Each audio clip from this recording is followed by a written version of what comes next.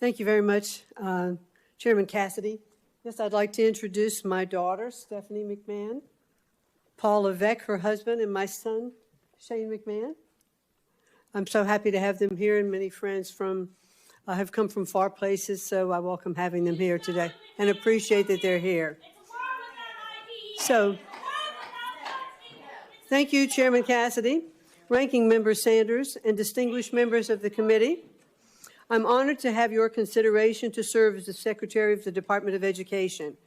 And I'd like to thank both Senators Scott and Britt for their introductions.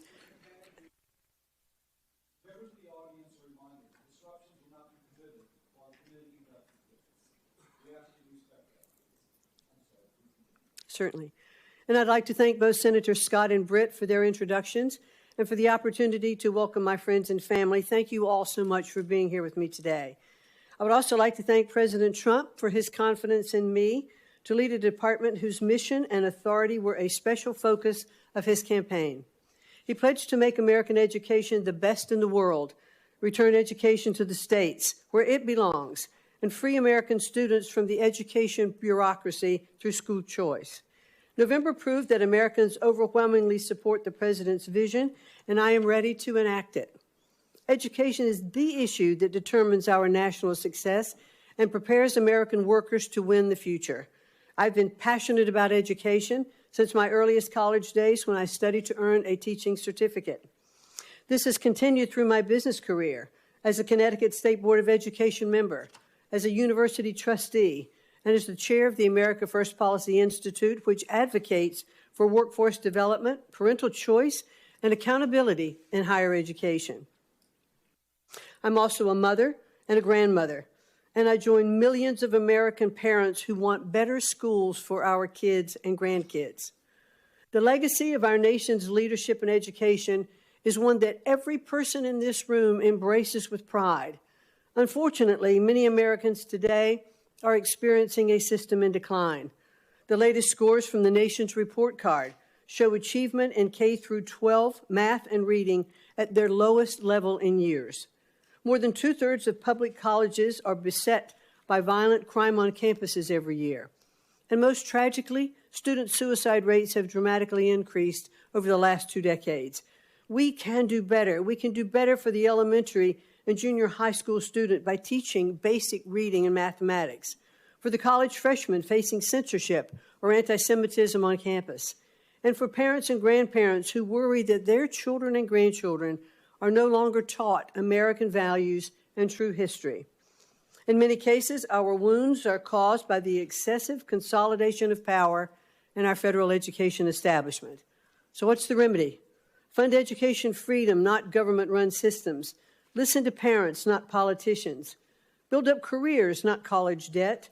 Empower states, not special interests.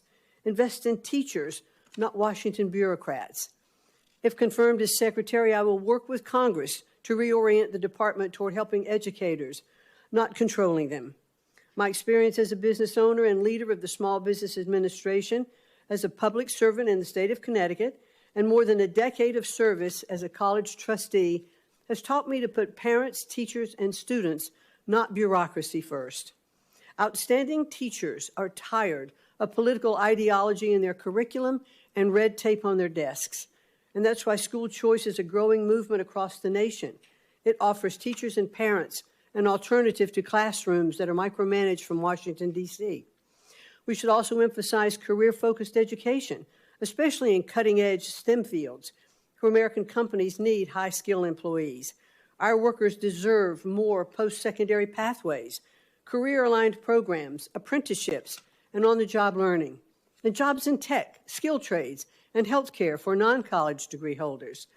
Those who do attend college deserve transparent costs and courses of study aligned to workforce demand. The United States is the world leader by far in emerging technologies like AI and blockchain, and we need to invest in American students who want to become tech pioneers. We should encourage innovative new institutions, develop smart accountability systems, and tear down barriers to entry so that students have real choice and universities are not saddling future families with unsurmountable debt. We must protect all students from discrimination and harassment And if I am confirmed, the department will not stand idly by while Jewish students are attacked and discriminated against. It will stop forcing schools to let boys and men into female sports and spaces. And it will protect the rights of parents to direct the moral education of their children. The opportunity before us these next 4 years is momentous. I look forward to working with the committee, our nation's parents, teachers, and students, and education leaders from all political perspectives to build a better future for every American learner. Thank you so much for the opportunity to speak with you today, and I look forward to your questions. Thank you very much. Thanks for watching. Stay updated about breaking news and top stories on the NBC News app or follow us on social media.